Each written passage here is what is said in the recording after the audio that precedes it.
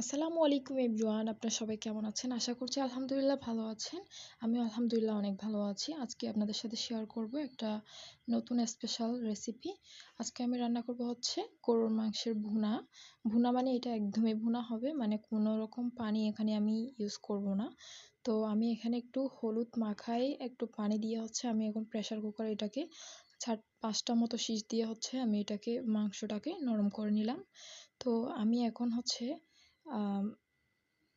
একটা পাত্র বসিয়ে দিলাম চুলাতে পাত্র বসানোর পর হচ্ছে যখন পাত্রটা গরম হয়ে আসছে এ পর্যায়ে আমি সামান্য করে তেল দিব, অতিরিক্ত তেল দিব না, যেহেতু এটা ভুনা মাংস অতিরিক্ত তেলের কোনো প্রয়োজন নেই। এখানে আমি অনেকগুলো পেঁয়াজ কুচি করে নিয়েছি, তারপর হচ্ছে আমি আদা আর রসুন হচ্ছে আমি স্লাইজারে ঘষে নিয়েছি।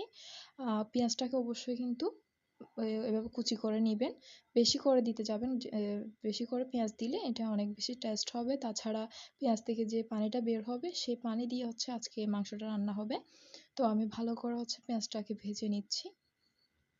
এখানে আমি সব ধরনের গরম মশলা নিয়ে নিয়েছি, নেওয়ার পর সব কিছু দিয়ে আবারও ভালো করে আমি মিক্স করে নিব।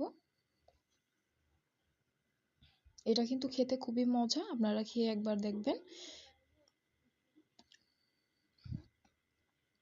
তো পেঁয়াজটা যখন একটু ব্রাউন কালার হয়ে গিয়েছে এ পর্যায়ে আমি দিয়ে দেব ধনিয়া গুঁড়া।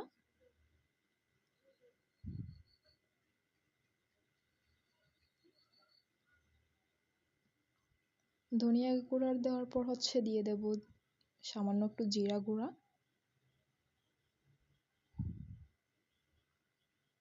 দিয়ে দেব একটু হলুদের গুঁড়া।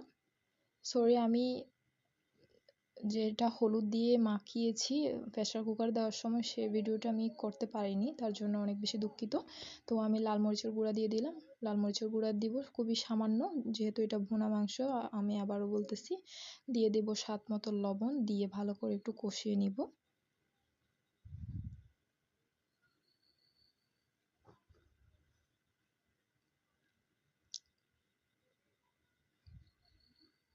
এই তো ভালো করে কষিয়ে নেওয়ার পর এখন আমি প্রেসার কুকার থেকে মাংসটা দিয়ে দেবো আস্তে আস্তে। কোনো রকম পানি যাতে এখানে না পড়ে।